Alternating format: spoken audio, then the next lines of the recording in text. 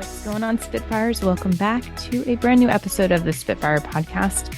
I'm your host, Lauren Lemonnian, the Spitfire Coach, here to light you up, put a fire under you to get things going, get you motivated, get you inspired, and all of those good things. As a reminder, if you are not already subscribed, head on over to where you get your podcasts. We are on Spotify, Apple Podcasts, Google Play, and you can go to our website, spitfirecoach.com/episode to catch up on our over 230 episodes. That's right. We have been recording since 2017. Holy moly, it's been a long time. But we're going to keep rocking and rolling, giving you the greatest hits of all the things you need to know to stay somewhat sane in this crazy, insane world. Also, if this inspired you, if you would like to pass this on, we would love to hear from you. Refer us to a friend. Make sure that you're writing reviews. We need to know if it's hitting the right nerves with you or if you got questions about other stuff. If you have ideas for a future podcast topic, send an email to grow@spitfirecoach.com. So let's get into it. I wrote a blog post earlier this week, but I figured I needed to elaborate further on what's it all about and how does it actually work in corporate or work in relationships, in your home, in your friendships, in the world at large, because it is a universal topic, and I will be more specific. Don't worry. I had a coaching session, a career coaching session, and this client was very much in the I don't know space, and it wasn't because they didn't know. It was because they were wrapped into not having the right answer or being able to say the right thing. They didn't have a specific plan, so they kept saying, I don't know. And I thought, well, what an amazing gateway to not just share the coaching skill of playing in the space of I don't know, but really like exploring it in our own world, in our own kind of journey of understanding things and being in a place of uncertainty. And how do we explore that and really use it to our advantage? So basically, when it comes down to I don't know, there are kind of four key areas that we need to really like examine, explore, or take note of. It could be a lack of clarity. That's what the client or the person we're talking to, or within ourselves. Like we just might not have enough information. And it's funny because in coaching sessions, we always start with, what do you want to get away from? What do you want to take away from this session? What's the goal of the session? And so the amount of times that I hear from coaches when they're being mentored or they're in this session, they're like, oh, they want clarity. I'm like, but what does clarity mean? And so I don't use that as an understanding. Like, I'm not going to assume I know what clarity means. I'm going to now dig into it. So it is ripe for exploring. Also, I don't know can be a protective defense mechanism. So it is one of those phrases that we use to kind of like hope that people will stop asking us, that they're going to kind of move on past it, that this is kind of, well, I don't know, so don't dig here. So this is like a sign that there could be some vulnerability in there. And just as a heads up, it could be a number of these things. The other piece is it could be we're right on the edge of growth. So this is where maybe you haven't given yourself permission to explore, or the person you're talking to has never gone there, which was the case with my client. Like they just had never examined this part of their life before. It never felt like they had the ability or the permission to access it. And then what I think is so key, and if you're in meetings with people and if you're having a conversation with someone, or even if you're talking to yourself, like it's this desire to avoid being wrong. And I'm sure you've heard me, if you've listened to this podcast before, that where our focus goes is where our energy grows. And so whatever we are avoiding, wherever we're resisting, wherever we're hesitating from, we're actually reinforcing and adding more energy into what we don't want. So this avoidance of being wrong, we're not actually even giving ourselves the opportunity to play in a space of trying to figure it out of like what could be right for us. So I'm going to share some things that I kind of use, that I've worked with on myself and with clients and with coaches that I mentor, that will hopefully help to unlock things for you as you're navigating the I don't know uncertainty. So the first thing is to slow down and normalize not knowing. And I want to just pause here, because if you have ever met someone who puts on airs about knowing it all, how much do you want to spend time with them? How much do you want to spend time with people who are like, I always have the right answer. I am always right. it's really like off-putting. And I actually like talked to someone who showed up this way. It's been a very long time since I've, been out of the corporate space and had my own business because I don't really choose to be in spaces where I'm around that too much. But I recently encountered it and I was just like, holy moly, where is there space to explore and digest? If everything is about consuming information so that you have the right answer all the time, like where do you give your space to not know, to just be open to exploration and what could be? So if we have this like urge of like, I've got to know the answer, I have to fix it, this is where we kind of need to just sit in it. And it might feel uncomfortable, but being quiet, breathing into the moment, and giving yourself that moment of pause. Because even the act of saying, I don't know, is brave in a lot of spaces. Sitting at a table and saying, I don't know. That can open the door of, well, what do we know? What do we want to create? What could be possible if we're in a safe space, if we're in that psychologically safe space that actually rewards that shared vulnerability of like, you know what, I don't know either, but we're trying to solve for this. So let's work it out. So just giving yourself that beat, that 2 to 3 second pause can reduce the pressure that we're putting on ourselves of having to have it right. Just by saying, I don't know. What does that feel like? And what could come up that could allow you to start exploring? So I don't know is just the start. It's the beginning of what you could find out. Now, the other part, if you're feeling so daring and curious with yourself or with other people, is really being curious about what's underneath it. So if we did know, or what are the things we do know about something, what would it be? What would we guess if we were just spitballing things or we were just throwing spaghetti on the wall?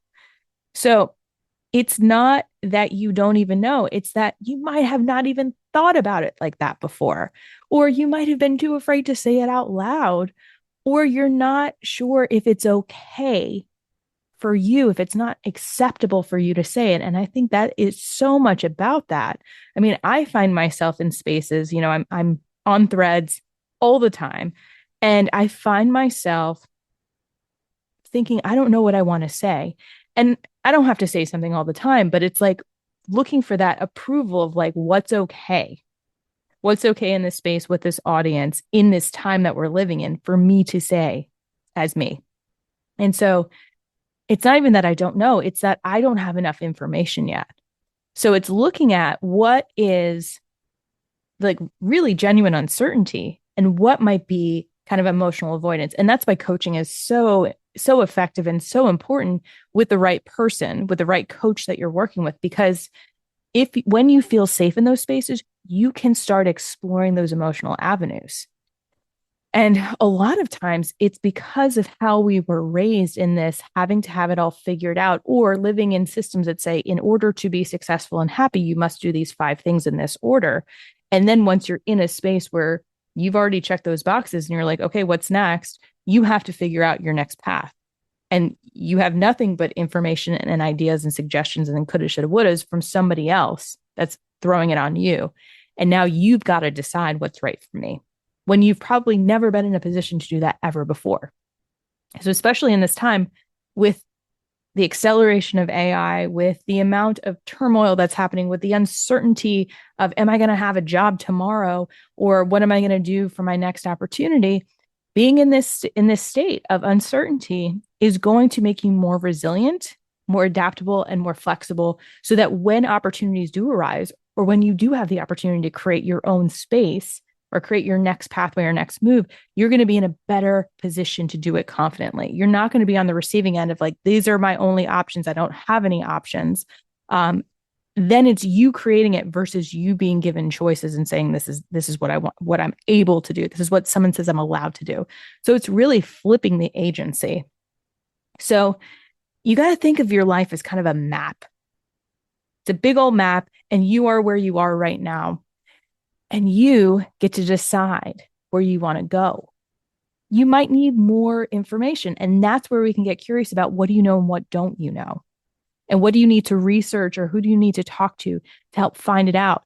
That's where we can turn the ambiguity, the vagueness, into curiosity, into inquiry. We can put it into an action step. So we're not stuck with the I don't know paralysis. You're not meant to have it all figured out yet because so much is unknown, but you got to start with where you are now and where you think you might want to go, because the in between is what we can build a plan around. Next part is about surfacing these hidden assumptions, and we all have them. I gave the example of clarity at the beginning of this podcast because we all have language that we assume we know the meaning. But if you've ever been in conversation, one word could be inspiring to some person and be completely loaded and triggering for another. So if we don't have that inquiry with ourselves, so when I say clarity, what does that mean? When I say success, what does that mean? When I say happiness, what does that mean? And really drilling down and describing it. Like, what does it look like? What does it feel like? How does it show up? If we don't do that, we are operating in the same ambiguity that we're suffocated by. We're creating more of it for ourselves. So if you're using terms and phrases like, I just need to figure it out, or I just need to, drill down, or I just got to, have a break. What does that actually mean? And the more specific that you can articulate it for yourself and other people, the more that you can actually build a plan around it. You can ask for help and support. You can find people that can be on this journey with you. But if we're not having that curious inquiry with ourselves, we are actually replicating the same stressor that we are not enjoying in our own lives outside of ourselves. So we got to look at how we're treating our own internal environment to then have that reflect out. So we got to clean up our backyard before we start, trying to go venture into other spaces. And the other piece is building your muscle around not knowing. It's okay to not know. And the more that you're okay with it, the more that you're like, I don't know, we're actually getting into the learning space. I have a whole course that I teach around moving away from SMART goals into learning goals, because if you're using SMART goals, you are recreating the patterns based on existing information that you already have. We are not stretching beyond our current knowledge base. If we want to be successful, if we want a different outcome, we've got to start looking at the gaps that we need to explore, that we need to learn from, that we need to just go and observe and pick up information and assess in a non-judgmental way. When we can do that, we start building that muscle. It's an innovative muscle. It's a learning muscle. It's a psychological safety muscle. It's all the stuff that's going to help us become that future designer of the outcomes we want to have.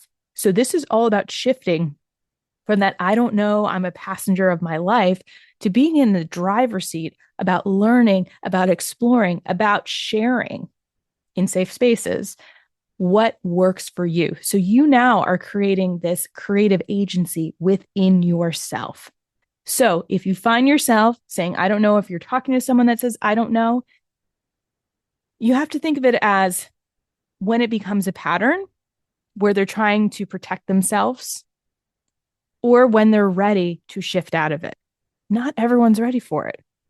And that's why psychological safety is so, so, so important. So you got to feel psychologically safe within yourself. And that's why journaling is so important and so supportive in this space, because it's literally your space to let it all out. And if you can't be honest with yourself, with a pen and paper, I don't know where else you could feel safe. So you've got to be able to carve out those moments where you can just let it out and be free, or work with a coach or a therapist or someone who is trained in this so that they can help you explore it in a safe, non-judgmental way. I don't think this is something for, your partner or your friends, because they just don't have the capacity to explore it with you. They're going to be in a space of oh, we need to fix this short-term pain, and I'm going to tell you what you want to hear, versus let's sit in the discomfort and explore it. And honestly, that's not really the role of a partner or friend for you. This should be someone on the outside. So try it with yourself with a notepad, with, I like a spiral bound